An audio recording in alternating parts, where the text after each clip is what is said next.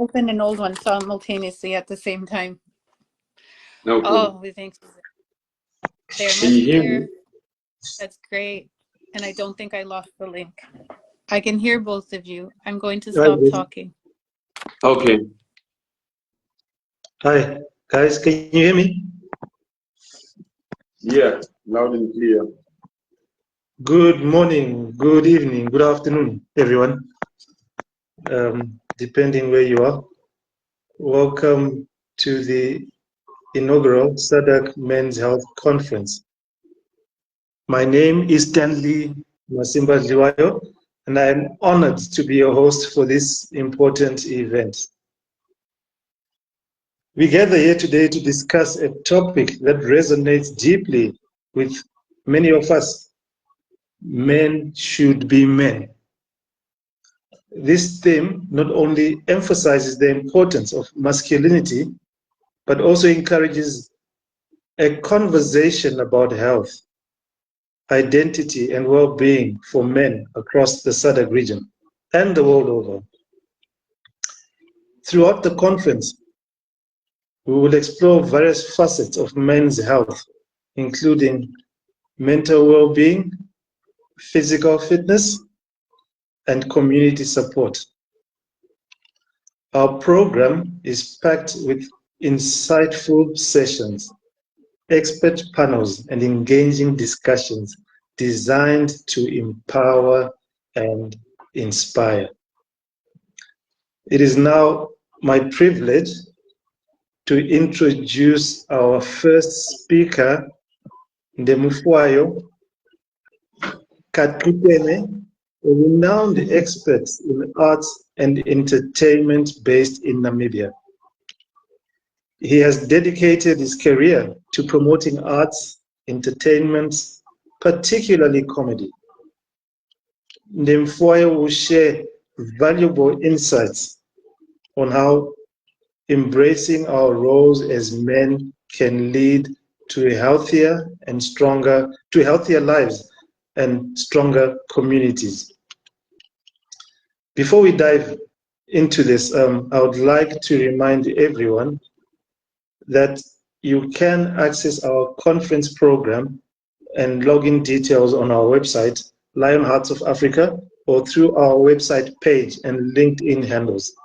Please take notes to familiarize yourselves with the schedule to make the most of this enlightening experience.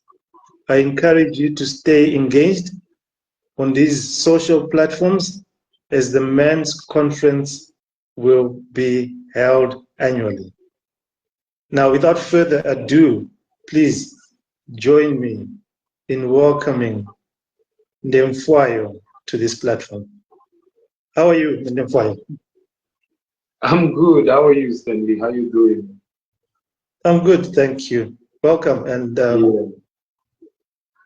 thank you for joining us on this platform. And please tell us about Namibia and what it is and how men should be men. Yeah, I mean, thank you very much for having me. I sincerely appreciate that, where I can share my views. I wouldn't view myself, I don't think anybody generally can be an expert at teaching men how to be men, but I do think that men can, on different levels, encourage each other, initiate and mentor each other to be better men, to be better people. I mean, I don't think there is a textbook that gives the clear indication of what the men should be. I think there's no one size fits all. So yes, I'm Namibian. My name is Ndemufayo and I'm Namibian. My friends call me Chicken. I grew up in Windhoek City, but I was born in Angola. I was born in Angola because Namibia was engaged in a war for liberation between the PLAN or SWAPO party, the People's Liberation Army of Namibia, and South Africa. So as a product, my parents are war veterans, both of them. They met during that time and I was conceived. I sincerely thank them for that. those conditions shaped the person that I am today. Now, I want to give a little context about Namibia and what Namibia is, because many people have realized, don't really know. There are many people who don't know, like, what Namibia is about. Like, so many people talk about apartheid, but they always relate it to South Africa and not Namibia. So Namibia gained independence in 1990 from apartheid South Africa. And you should bear in mind that South Africa got rid of independence in of apartheid in 94, but in Namibia it ended in 1990. So that brutal oppression. And Namibia is also, until 1914, 1918, was a German colony. So Namibia has a history of colonialism that is kind of like unlike any other. It's one of the few countries, one of the 2 or 3, where an African country has colonized the other, and it makes it unique. So in 1990, we got our independence from apartheid South Africa, and we began to develop our country. We began to bring the different nationalities, the different tribes, because remember, apartheid is a system that means literally living apart. So everybody had their own different homelands, and they were managed by their own different homeland administrators. So Namibia, the concept is about bringing everybody together. It's about breaking those racial barriers, those tribal barriers, and actually, you know, developing a new nation, giving birth to a new nation, and everybody has to play their part in that. So this topic is very close to my heart. It's very close to my heart because Namibia's got a high suicide rate. It's really bad because even today I learned that one of my younger friends, childhood friends, took his life yesterday. So it's like a pandemic. It's a phenomena. It has become slightly normal in our country. It's like we have the highest suicide rate in Africa, particularly in men. And it's actually quite sad because my older cousin was he was like a mentor to me, you know, my friend, my teacher, and he's one of those people that received me when I came from Angola. Also took his own life in 2018, and that really, it struck a chord with me. My best friend who I grew up with, we were inseparable as kids. He also took his life in 2020, and one of the biggest musicians in Namibia, who's also a very good and close friend of mine, took his life just about a month ago. So it's been a difficult process for Namibians, and this is something that we need to address, and I think we need to address it from the perspective of men, and men coming together to have conversations about men, defining standards of men. And that is why I feel this topic is so important to me. And the idea of men need to be men, I think for the longest time, or let's say for the past 15 years, it seems as though men started taking advice from people or gender, from the opposite gender or other genders. Many people may consider many genders. In my view, there are 2, but you know, it's a democracy, so to each their own. And I think that the narrative began to change, and in many ways it might have begun, or it might have been inflamed by the Me Too movement in the US. It might have been inflamed by the feminist movement, which I find nothing wrong with. I think extremism is just an issue, but feminists, I think they're okay with me. But I think over the past 15 years, there's been a narrative of men, and men have been really pushed in a way that we had to sort of step back and allow space for the women to take the forefront. Oftentimes I hear men at conferences, at different discussions where they're handing over money or they're creating projects for youth and women. And I always wonder, you know, when I see a gentleman stand up on stage and say that this project is directly targeted to women and youth at the exclusion of men. I don't think there's anything wrong with it. But sometimes I wonder what goes through the mind of this gentleman or this person. I think people get the impression that maybe we do not have sisters that we need to take care of. We do not have mothers. We do not have spouses. We do not have daughters.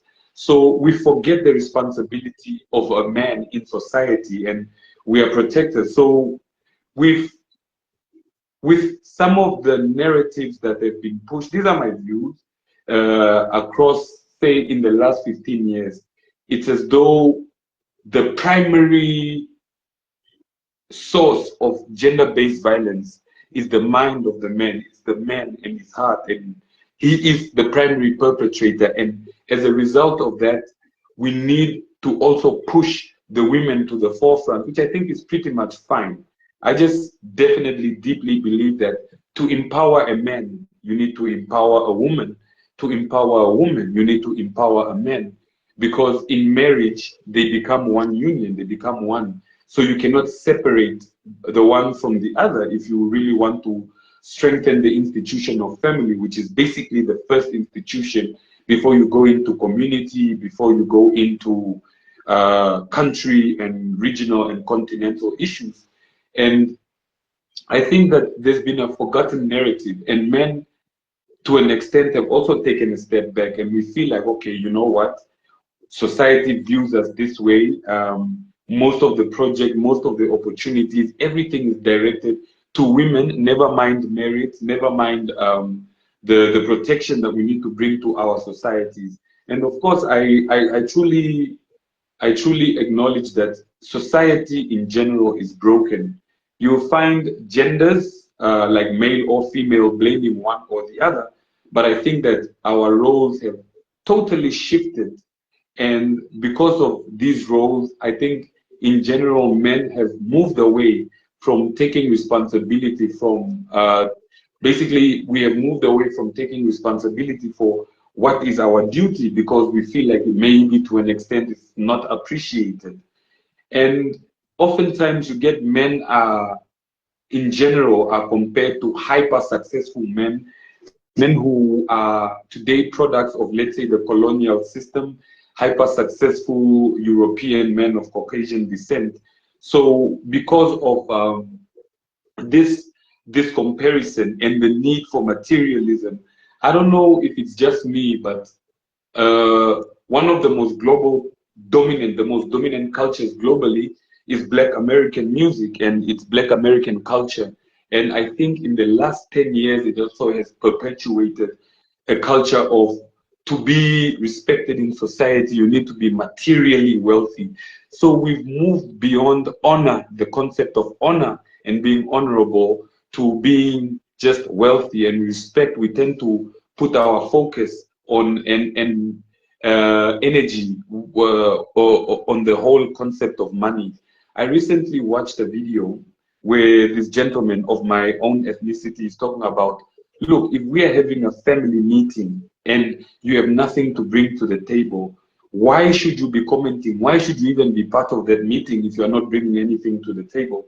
But I think that is a result of, we don't value ideas, we don't value thought, and we don't value people and the concept of humanity anymore. I think if you look at the global events today, it's as though human life has no value. But it comes down to men stepping away and not taking responsibility for their own duties. So where exactly then do we take responsibility? Do we continue to blame a particular society for the situation that we are in? Do we continue to blame our women? Do we continue to blame our leadership? Why are we not taking the responsibility and really stepping up our game, knowing that there's also, we are navigating our lives in a back foot, you know, because there's warfare to an extent that is perpetrated against us and against the family union within our homes. So how exactly then do we as men navigate the lack of opportunity? How do we navigate disrespect from family members, from our spouses? Where do we draw our strength to continue to be part of society in a sense of honor and to be good contributors, whether it's monetary, whether it's industrial, whether it's intellectual, social? How do we contribute and how do we take our place, our rightful place?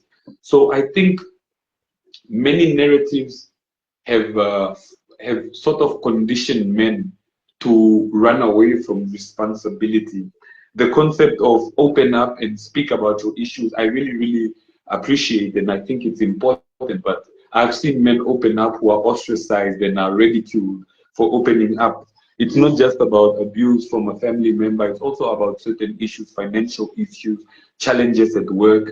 So how then do we navigate this space? And a lot of we have the issue of culture also, you know. How do we have adapted so many ways that are European, that are counter-African, and I don't want to define any because at the moment at least, because I feel like everything is debatable, so I don't want to create a debate in that regard. But there are so many traditions and so many rituals. For example, the matric farewell maybe is now the rite of passage for young men. But what does that define for a young man? Is it about what you dress up when you're going for a matric farewell or this prom?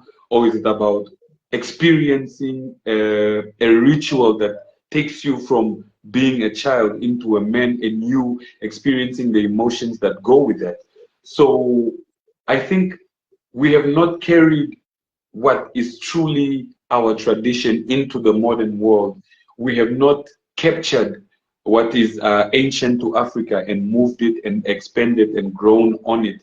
I think that we have failed to do that. For example, what is our relationship culturally with money? For example, maybe the Chinese would always look to the teachings of Confucius, the teachings of Sun Tzu when it comes to war, maybe, or Lao Tzu when it comes to spirituality. But where do we lean on when we are experiencing financial issues? And what is our secret? Because money, right, I think Grace sometimes teaches this, is not just your little things that you do or your profession, it's your daily habits, it's your community. And in Africa, I think that we find it difficult to keep money circulating within our communities. So what is our cultural norm and what is our relationship to money and wealth? What is our relationship to therapy, like the idea of therapy? I personally strongly feel like I would never pay for it. I would never pay to go see someone to talk to because I have my uncles, I have my mom's older brother, I have his older brother, I have my mom's cousins, and these are the people that counsel me and guide me through the process. And what are the spaces and the opportunities where we can discuss what is important to me and how do they create that space for me, you know? These are all questions because we are moving. A lot of people talk about AI and so much technology, social media. So much is different. In my generation, we had no social media. We had CD players. And today, you know, one of my kids is born into a world where like social media has always been there in their life. It's like they didn't transform, they didn't transition into it, sorry. And now, where do they learn about being a man, and where do I, as a father and a father figure, play that role? I think that before we identify the concept of men need to be men, we also need to identify the position in which we are in culturally, globally, and also identify, okay, where do our strengths lie, where do our weaknesses lie, and what do our ancestors and our traditions, what do they say about concepts such as dealing with war, dealing with famine, dealing with economics, dealing with a lack of opportunity. So I think to be a man, I think let me now move on to the main part of the whole conversation before I start moving towards wrapping it up. I will share with you my own personal experiences. I've never had a job. I'm a product of war. I was born in exile. We are called struggle kids because we are born during the liberation struggle. I've experienced deep struggles in my life, but I've always had a good family that supported me through. But at the time where we moved to Namibia, I had no idea where my parents were. So I had to live with strangers. I had to live with their friends. I had to live with different types of different families and family members. And that's because my parents were busy serving the party. They were busy serving and playing their duties to contribute to a better Namibia, you know. So in many ways, we are children of the SWAPO party, but that's a story for another day.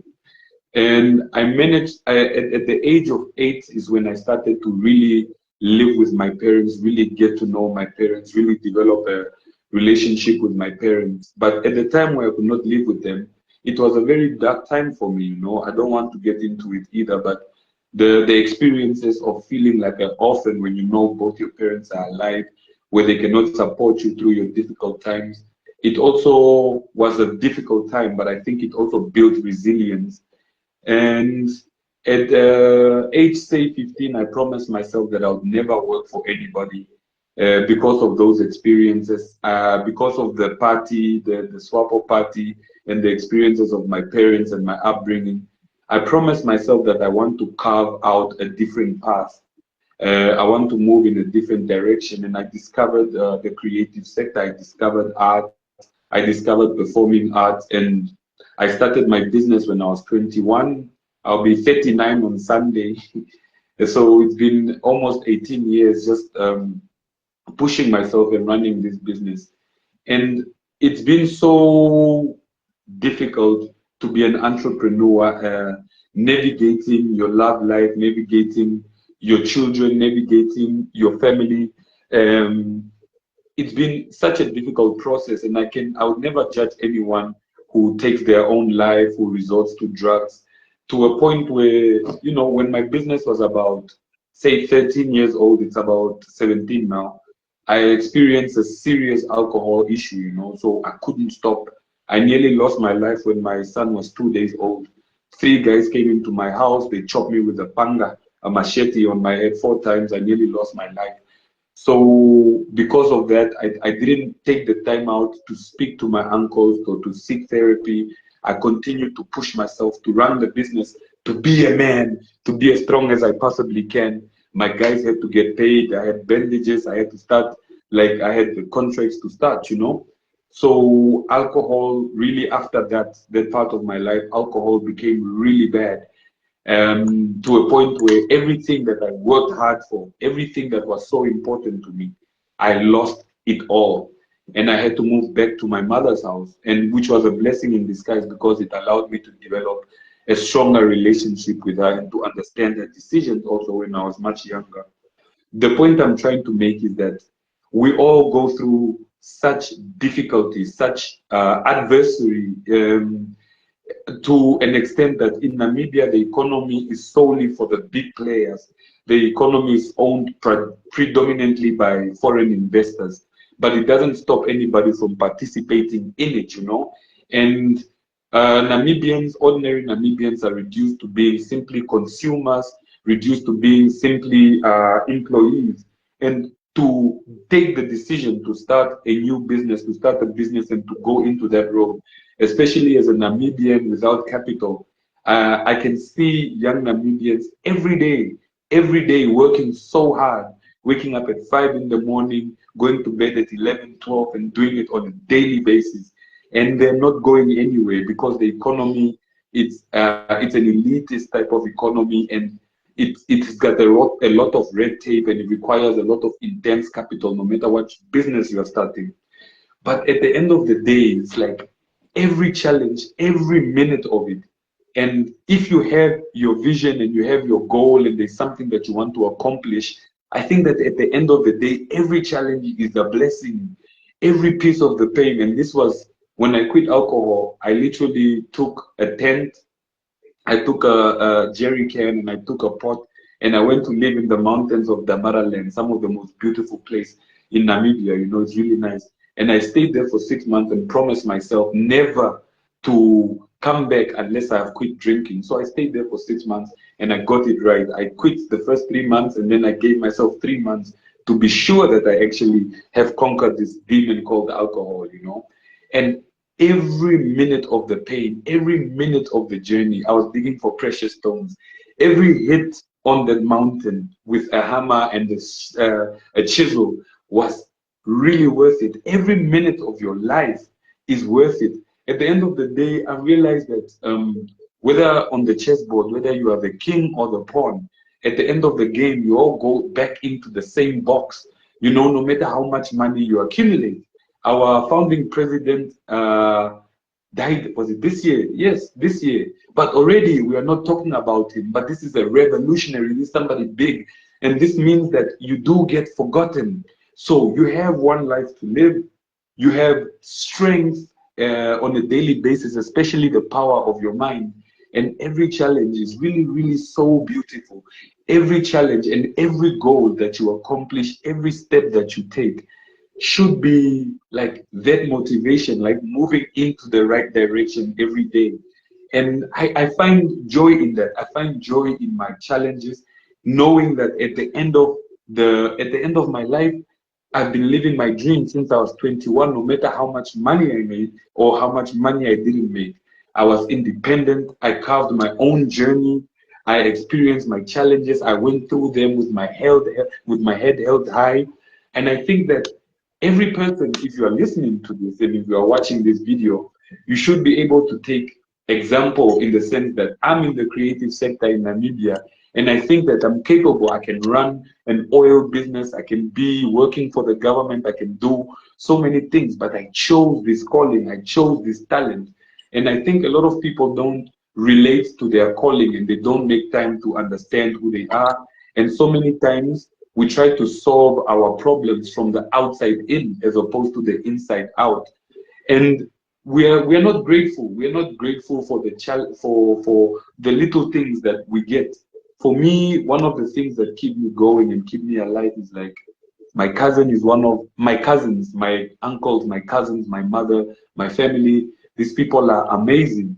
But I'm also operating in a business environment that is so harsh, that is hostile. So there's this beauty on the one side and these challenges on the other. And it balances each other out. And I think that in life, you need to find the beauty in those small little moments as you keep your journey going. And I think that whether you're a good or a bad person, you need to find the honor in your calling. You need to find honor in your habits, honor in everything that you want to reach. So take pride in the little wins that you do and appreciate the people that really propel you forward. Like, I'm really grateful for my family. Like, my cousins are amazing people. My mother is an amazing person.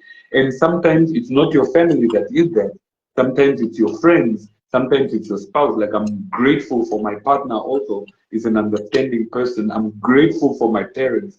I'm grateful for my country and every challenge that is in my way. So what is there to complain about, you know? And I know that my situation is much better than other people, but also it's worse off than some people in the world. So what am I then to complain about? So I think that a strong man, to be a man, you need to have vision. You need to protect and be there for your family. Make time for the people that love you. You protect them. You ensure that your children are guided. A lot of our businesses die with the owner because we don't groom our kids into that position. Make time for your children. Make time not only for your biological, but all children. Children need father figures.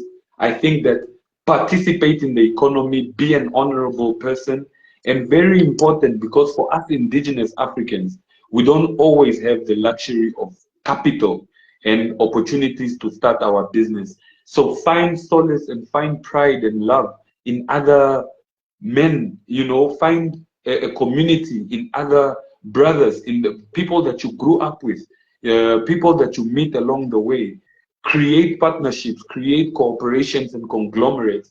And, you know, nothing beats a good team. And I think that now more than ever, men in general need to really stand up and not push against the concept of feminism or the empowerment of women, but to really stand their ground and know that, look, as men, this is our duty, and nobody takes that away from us. We have allowed that to be taken away from us by our governments, by so many elements of that are unnatural, to be honest. And as men, we need to really find our space in the world again. And this comes with having circles where we discuss. In my tradition, we call it okungi, to sit around the fire and to create and not allow that fire to be replaced by laptops and cell phones. Sit around the fire, talk about the past, talk about the present, talk about the future, embrace innovation, embrace ideas that are coming from the younger generation, because new cars are the fastest, but also stand your ground and be honorable, you know. And something that we don't take seriously is the philosophy, the idea of philosophy, and the idea of psychology and the study of human behavior, anthropology and ethnography. I think we Africans need to really make time, especially African men, to study subjects that have to do with the development and how society functions together. And we need to study how our societies came into be in this situation, and how innovation and a good idea can really change our lives. So, in short, to be a man is to have vision, is to be honorable, to be grounded, to take the wheel and take your position as a man and play that role, to form cooperatives and partnerships with family, friends, and different partners. You don't even have to like each other. And I think that this is important. So let us be men, let us be protectors, let us not allow that role to be taken away from us. And it can happen very easily because of NGOs, foreign interest, infiltration.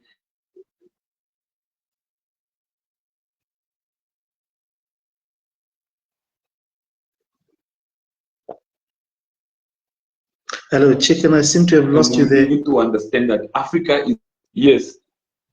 No, carry on. Sorry, my I'll be apologies. right. I seem to have lost you a little bit.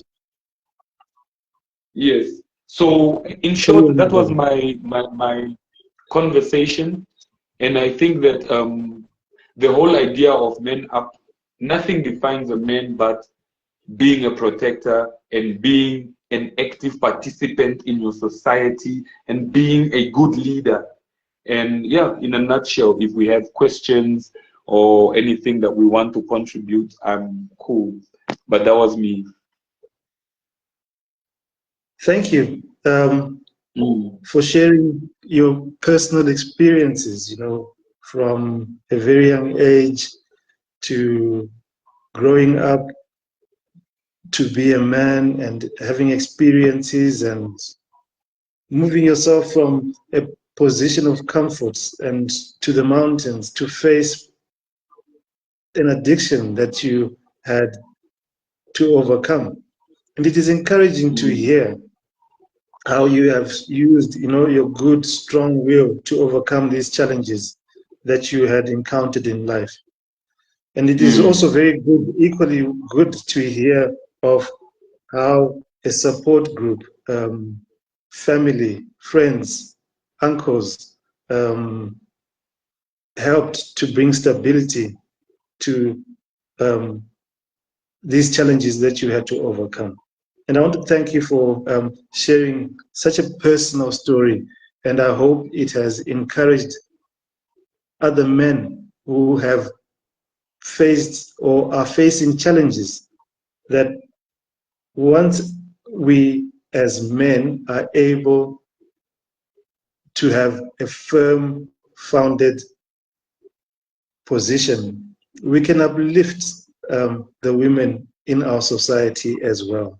And I think there's an initiative called the He for She, where men use their position to uplift women within the society.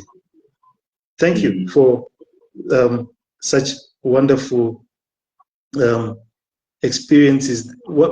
Thank you for sharing these experiences that you had to overcome. I'm not sure if there are any comments, questions, or contributions. Trying to have a look in our... No, there are none. That was amazing. Thank you. Thank you. Thank you once again, Ndemufayo, for sharing your experiences. And once again, I would like to remind everyone, you know, that we have... Carry on. Sorry, carry on, please. I just wanted to elaborate to you. Do you know what the name Ndemufayo means? Share with us, my brother. It's basically, I'm also just like you, no better, no worse. In plural, I'm also just like you. So sometimes people have high expectations or low expectations of you.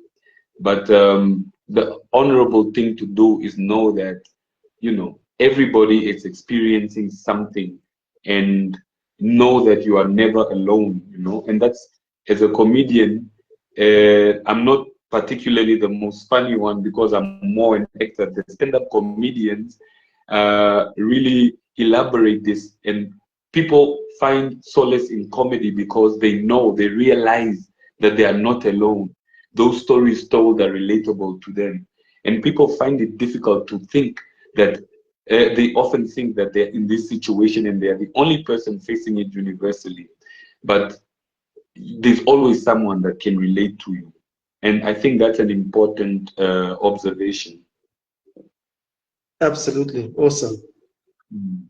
Thank you for being a lion heart of Africa yourself, Ndemufayo. And Yeah, I think the yeah. only thing I would want to ask is if somebody wanted to reach out to you for a speaking opportunity or anything like that, how would they get in touch with you? Follow us. It's on social media, Facebook and Instagram. That is @freeyourmind_NA. And then you can get in touch with me on WhatsApp, because I know this is an international platform. Get in touch with me on WhatsApp, and that's +264 814157 409. +264 814157 409. And we can take the conversation further. I really strongly believe in this platform, and as African men and women, we need to create bridges. So reach out to me at any given time, and we can create these bridges. We can take conversations further. And like I want to bring this to the table, that in Namibia, we are offering to host this conference live, face-to-face in Namibia next year. So I really look forward to hosting everybody. thank you for the invitation to host the Lion Hearts of Africa in Namibia next year, together with your partners in Namibia. And we are really excited to be in Namibia in 2026.